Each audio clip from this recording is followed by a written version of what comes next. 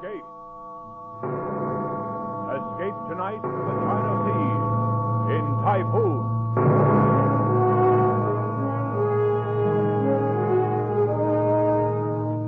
The Columbia Broadcasting System and its affiliated stations presents Escape, a new series of programs of which this, the fourth, is Typhoon by Joseph Conrad, produced and directed by William N. Robson.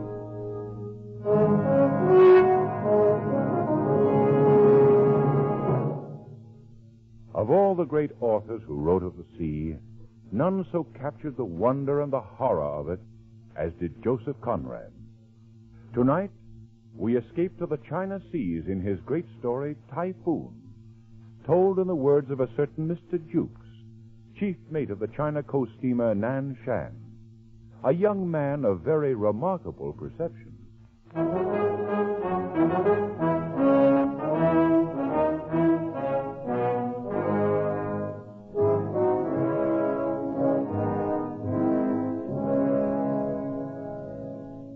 I've been sailing the China Sea long enough to see some strange and terrible things, but nothing as bad as that was. Why, God himself forgot us, and the whole blinking universe set out to do us in that night. It was the... Oh, but that comes later. I guess you can't really understand what happened on board the Nan Shan without knowing something about our skipper, Captain McWhirr. Stupid McWhirr, I called him. And after sailing with him for 3 years, I ought to know what I'm talking about. Why, I tagged him right off first day he came aboard to take command. In Liverpool it was. And Mr. Siggs, who was one of the owners, was showing him around the deck. It is a more modern ship afloat. I might say again that you've come to us very highly recommended, Captain McWhirr. We've a great deal of confidence in you.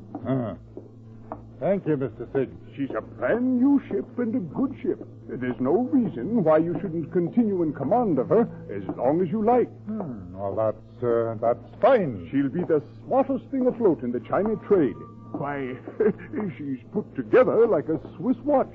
Precision built from stem to stern. Wait, just a minute, Mr. Siggs. What is it? That lock. Lock? What lock? Here, on the cabin door. What about it? You'll notice how it's been set in the frame, somewhat cocked at an angle. The ship starts rolling a bit, and the first thing you know, it snaps open and leaves the door swinging. It really should be fixed, Mr. Siggs.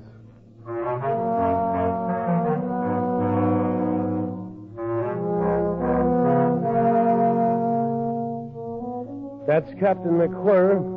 The best berth he'd ever had. New command, a brand new ship. When instead of pinching himself to see if he's awake, he complains about a lock on the cabin door.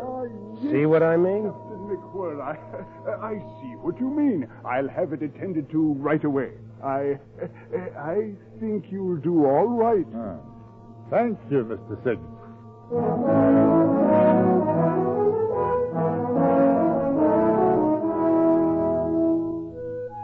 Well, everybody knows what the China coast is. You haul out of Bangkok for a quick run up to Singapore and then shove off for Hong Kong. 2 days ashore, you do it all over again. 3 years of it. 3 years of heat, smells, weather, copra, silk, and tea. Along in there somewhere, the owners decided to transfer the ship's registry to the Siamese flag. Don't ask me why. They just did, that's all. Anyway, I can tell you I didn't like it. When you grow up under the Union Jack, you figure to go on sailing under it. Not that the skipper, of course, could understand that kind of a feeling. Oh, no. Not old stupid McWhirr. Aye? What is that, Mr. Jukes? They just sent the new flag out from shore, sir. Here it is. Oh, fine, fine. Unroll it. Let's have a look. Oh, yes. In my opinion, sir, it's a queer kind of flag for a man to sail under. Oh? And what's the matter with it? Well, it just looks queer to me, that's all. Well, now, let's see. A white elephant on a red eel. Oh, just a minute. I'll look it up in the book. Here we are. Siam. White elephant on a field of bright red. Length exactly twice the breadth. So. Well, there's nothing wrong with this flag, Mr. Jukes. Oh, isn't there? Not a thing. I hardly thought there could be. After all, these people ought to know how to make their own flag. It stands to reason. Does it now? You must have it confused with some other flag, Mr. Jukes. Well, all I can say is... Of course, you'll have to take care the seamen don't hoist the elephant upside down. That is, before they're quite used to it. I presume it might be taken for a signal of distress. And in that case, well, the way I see it, that elephant stands for something like the nature of a Union Jack in the British flag. Oh, you think so? Well, it's like a bloomin' Noah's Ark. That's what it is. Mr. Jukes. I'm sorry, sir. I can't see where the color of a flag could anywise affect the navigation of a ship. All right, sir. I'll instruct the hands. It'd certainly be a most distressful sight to see that elephant hoisted upside down.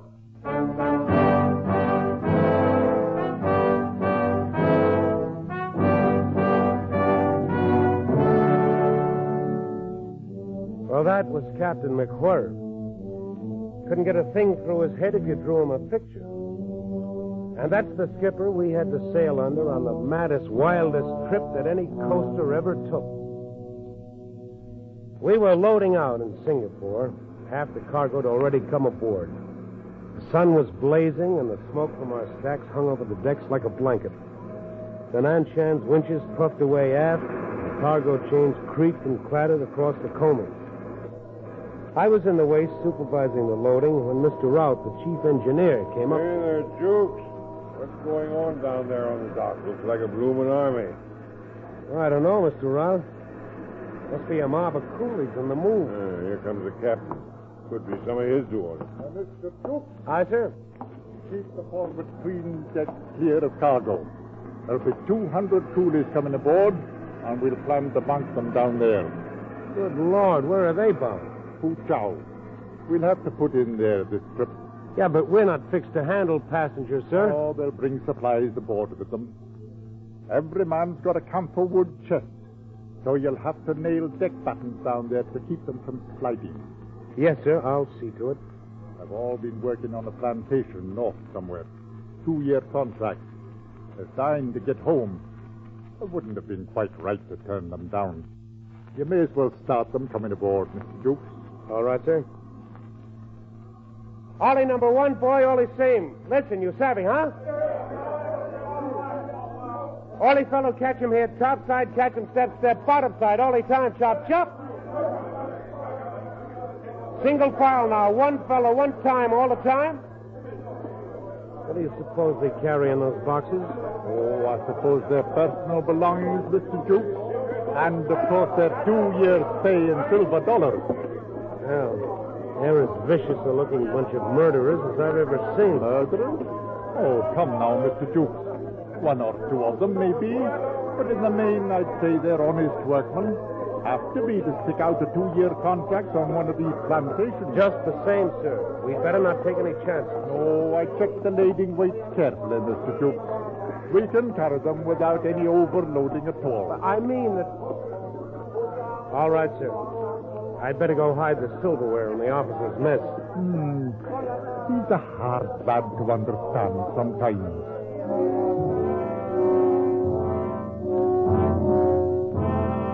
I could say I had a premonition right then, and I wouldn't be lying. Anyway, that's how it started. At the hottest time of the year, 200 half-civilized coolies aboard, a captain with no more imagination than you could stick in your ear, we steamed out from Singapore and laid a course for the port of Foochow.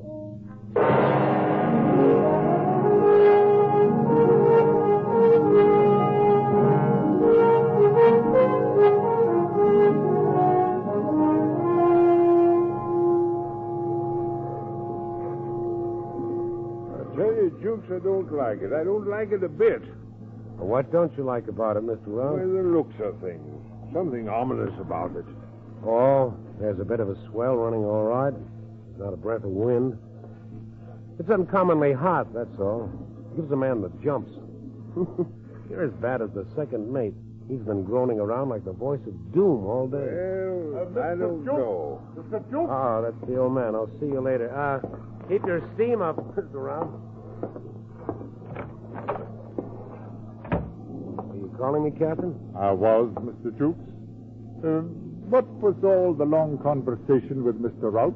Oh, why, nothing much, sir. I didn't see any harm in talking a bit. I'm not on watch, you know. Oh, no, nothing wrong with it, nothing at all. I just wondered what you could find to talk about. Well, different things. I don't know. I've seen people on shore sit around the table and talk for 2 or 3 hours. I never could understand it. It's just conversation, that's all, about nothing in particular. Seems pretty silly. Well, you've noticed the barometer, no doubt? Yes, sir, it's dropping. Falling fast. Quite low now. Take a look. I'll say it's dropping. Bad time of the year for that sort of thing. Very bad. Anything you want me to do, sir? Oh, no. Must be some uncommonly dirty weather knocking about somewhere. Hey, Mr. Duke? Yes, sir. Well, that's all. Just thought you ought to know about it, that's all. Carry on, sir, carry on.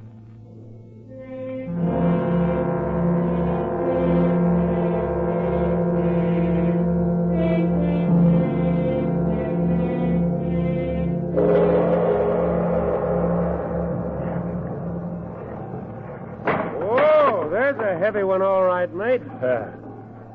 Them coolies must be having a time of it down below. Lucky for them, the old girl rolls easier than any ship I've ever seen. You just wait. Oh, you think we may be in for it, huh? Oh, no. I don't think anything. You're not going to make a fool out of me that way, Mr. Jukes. I didn't say a word. What's the matter with you, Second? Why shouldn't you say what you think if you're a mind to? No, you don't catch me. Whoa, there's another one. That's pretty rough. Now, whatever is about, we're steaming right into it. Ha! You just try telling the old man that. And why shouldn't I?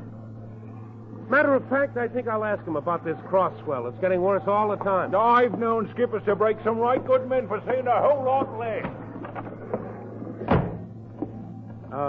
Captain McWhirr. Yes, Mr. Jukes. What is it?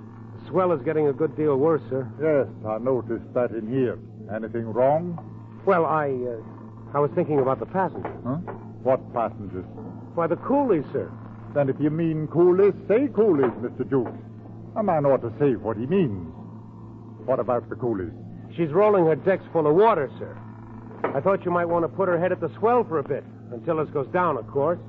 So that's it, eh? Put her head at the swell, 4 points off the coast. Well, it's just for a while, sir. A swell as high as this can't last long. That stands to reason. Mr. Jukes, take a look at the barometer. Good Lord. Yes, exactly. It's a dead calm outside, isn't it? There's not a breath of air stirring, sir. Only that cross swell. I've been reading in the book here about storms. Funny thing. If a man believed everything written down here, he'd spend half his life running to get behind the weather. If I was to go by what this fellow says, I'd alter my course and come booming into Foochow from the north. 4 days late, 300 extra miles in distance, and a pretty bill for coal on top of it. I tell you, Mr. Jukes, if I knew every word in here was gospel true, I couldn't bring myself to do that. No, sir, I guess not.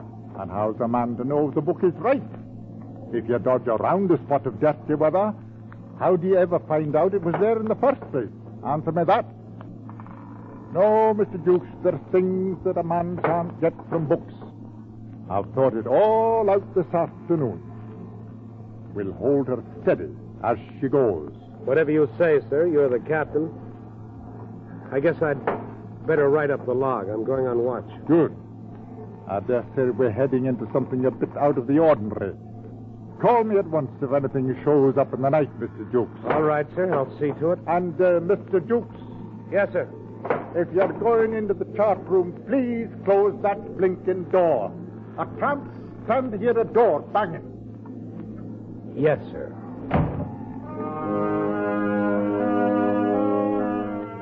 "8 p.m. Swell increasing. Ship laboring heavily and taking water on all decks. Still a dead calm and very hot. batten down the coolies for the night. The barometer is still falling. All appearances indicate an approaching typhoon.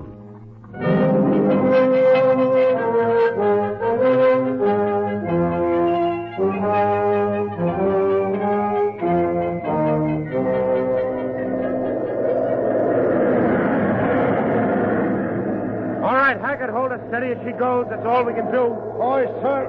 I'll sure try to. Well, do the best you can. Aye, sir. Mr. Dukes. Mr. Dukes. All right, Captain, I'm coming. Stand by. Over here, Mr. Dukes. Starboard bridge rail. Right, sir. Coming over. Mr. Dukes. Why didn't you call me? Oh, there was no warning, sir. It is all of a sudden about 5 minutes ago, blasted right out of a dead calm. The book was right in some parts, anyhow. How's it go in the wheelhouse? Hackett is... Look out, sir. Hang on. What about Hackett? He's on the wheel. Second is putting up shutters. The window glass will go if she starts breaking any higher. Oh, she'll break higher, Mr. Dukes. But higher. It's a happy thought. You haven't altered her course? No, sir. Heading straight at the wind. Good. Nothing else we can do, Mr. Dukes. Understand? Yes, sir. Some things a man can't find in books. Just keep her at it, that's all.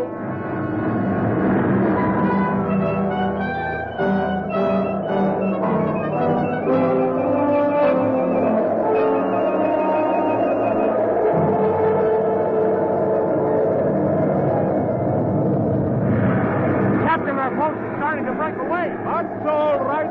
But the boats, the two of them are gone now. It can't be helped, Mr. Dukes. Hammering through a mess like this, you're bound to leave something behind. Count the reason. Hold hard.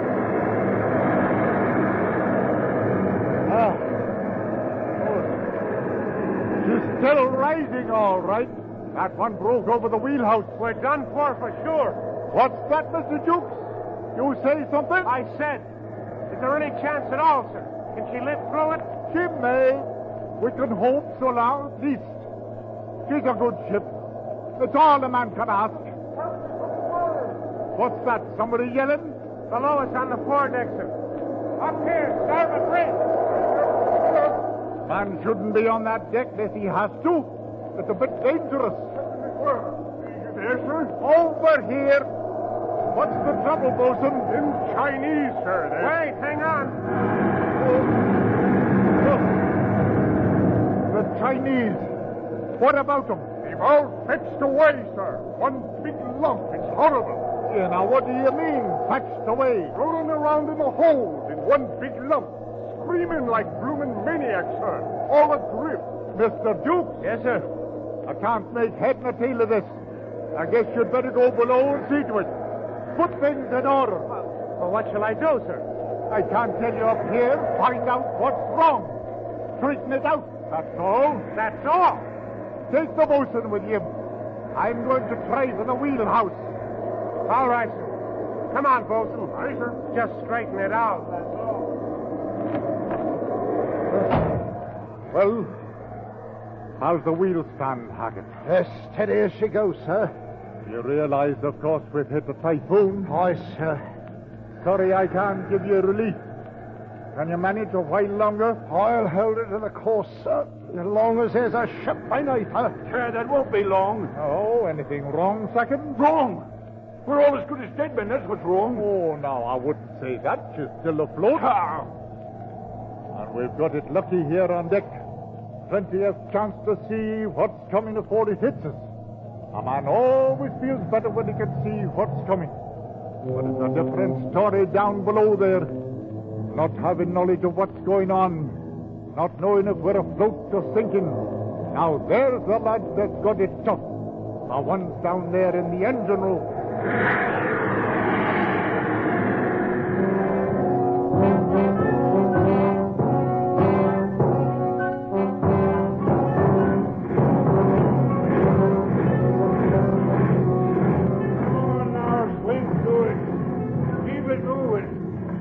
Time now for the steam to drop. Here, ride that throttle, Beals. Can't let her rip her shaft out when she breaks clear of those swells. Hello, Bridge. Hello, Bridge. Count Well, why don't they answer the speaking tube? Can't tell if they're dead or alive up there. Hello? Hello? Yes, Mr. Rout? Captain, how is it on deck? Bad enough. It depends mostly on you. Well, so far so good. We're holding a full head of steam. Good. We'll need it. Don't let me drive her under, sir. Have to take a chance. Can't see 20 feet up here. Got to keep moving enough to steer. I understand, sir. Count on us. Getting smashed about a good deal, but doing fairly well. As long as the wheelhouse stands. Wait, hold on. Hello? Hello? That's the captain, Mr. Rout. I've got to talk to him right away. Wait a minute, Dukes. Something's happened up there. Hello? Hello, Bridge? You still there, Mr. Rout? Right. Anything wrong, sir? No, not now. The second mate's lost, though. Overboard? Oh, no. Lost his nerve. Awkward circumstance. Had to knock him out, too. Too bad. You hear that, Dukes? Yes, let me talk to him. Captain, Jukes here. The bosun and I just took a look at the 'tween deck. It's them bloomin' foxes, sir. They've all broke loose and smashed to bits. And the coolies are fighting like crazy men for them silver dollars that's rolling around. Fighting? We can't have fighting on board, Mr. Duke. There are 200 of them, sir. They're all trying to kill each other. I can't have it, Mr. Duke. Put a stop to it at once, do you hear? Put a stop to it? How? They're crazy mad. They'll kill anybody that came on that deck. You're second in command, Mr. Duke. Use your authority. Make it clear to them. We simply can't have fighting. Make it clear to them? Oh, yes, sir. After that, you'd better gather up all the money. I can't have it lying about on the deck. Get the bosun to help you. Wait. Here it comes. Gee, Harsapat. There's the one that does it. That must have swept the deck from stem to stern. Hello? Hello, Captain McGuire. You all right up there? Everything's all right, Mr. Rout. All the boats and half the starboard rail carried away. Nothing serious. There's nothing to worry about, Mr. Rout. Carry on. Nothing to worry about. Carry on. You're all right, Captain. As you say, sir. Carry on. Carry on? Hey, now. Where you going? Where you going, eh? Where do you think I'm going, you loud-mouthed old windbag? Out on that deck to get myself murdered. Nothing serious, Jukes. Nothing to worry about. The whole bloomin' world's falling apart, and I'm out picking up silver dollars. Captain's orders. Come on, bosun. Don't miss any of them, Jukes. Carry on, boy. Carry on.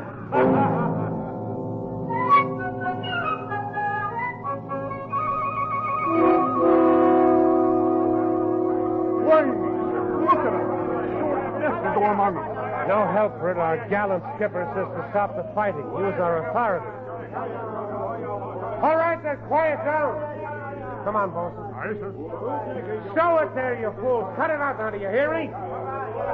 Authority, huh? They're clean out of their heads. We gotta drive them to the bulkhead. Back up now. Hey, none of that. Stay to it, bosun. We gotta show them what for, nothing else to do. Back up there. Captain's orders, you know. Follow me, bosun. I was just thinking, sir. Yeah, what about it? Back there, no fighting allowed. Skipper's orders. Oh, you don't. What if the old lady could see me now? She'd say, oh, you jolly sailor lad. Keep moving there. Jam him up, bosun, into the bulkhead.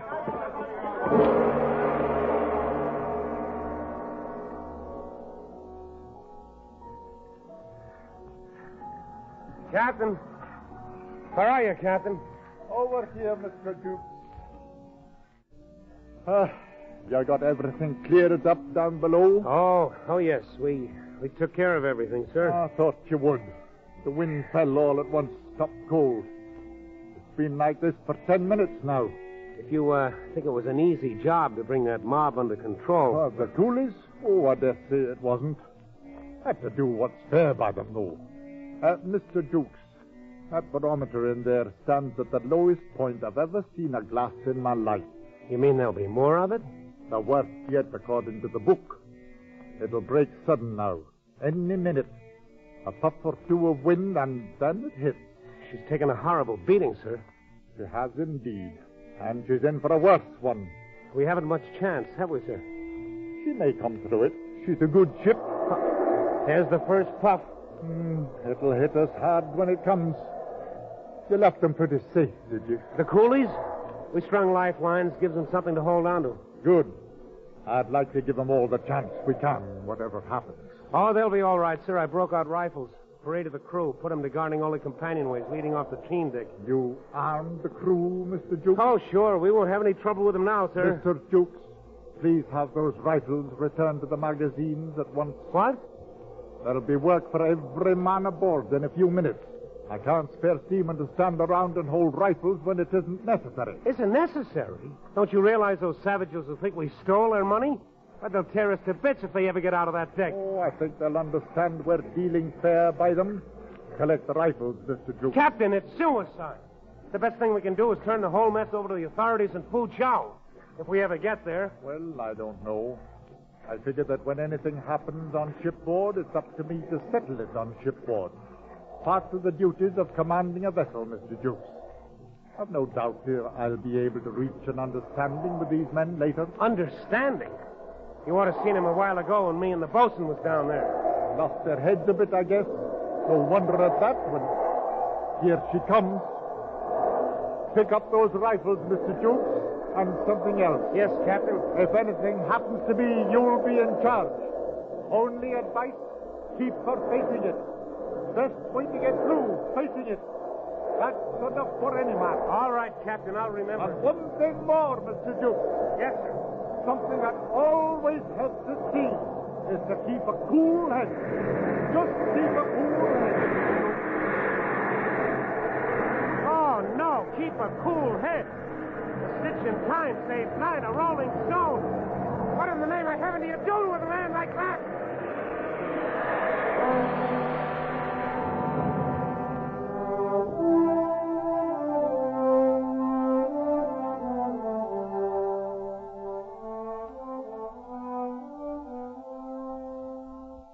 Clear blue sky and bright sunshine the morning we steamed into Foochow Harbor. Mr. Rout was leaning on a hatch combing, smoking a pipe. The bosun lounged on the foredeck, waiting to pick up a line from the wharf. And the captain? Well, he was engaged in the most unusual occupation. He was sitting at a table on the foredeck, handing out silver dollars to them blinking coolies, all divided up even, the same amount to each one.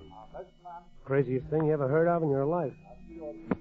You see, the way the captain figured it, since those blighters had all worked for 2 years at the same rate of pay, then their savings ought to all be about equal. As you can see, of course, that wasn't necessarily true by any means, wasn't even legal. But you couldn't tell him anything. Well, stop. Mr. Jukes? Yes, sir. Coming, Captain. Well, Mr. Jukes, I've disposed of our little collection of silver dollars. Ah, that's great. Only wait till those boys get ashore and file claims against us. Oh, no, they won't do that. As a matter of fact, they were quite pleased at having it arranged that way. Figured it might avoid a lot of arguments later. They sent a spokesman to thank me. Well, I'll be... Mr. Jukes, you may as well give all the hands 6 hours leave before we start working the cargo. Whatever you say, Captain. Oh, yes, and before the carpenter leaves, I wish you'd have him fix the lock on that port cabin door. What? That seems to have got broken somehow. During the storm, I suppose. I can't stand to hear a door banging, Mr. Jukes. Aye, sir. I don't suppose it matters that the ship is battered from stem to stern, half her topside carried away, and smashed till she looks like a bloomin' Tinson freighter. Mr. Jukes, I don't understand you. You don't understand me, sir. Do you understand that we've come through the worst typhoon on the China Seas in 20 years? We're the only ship that got through? It's true.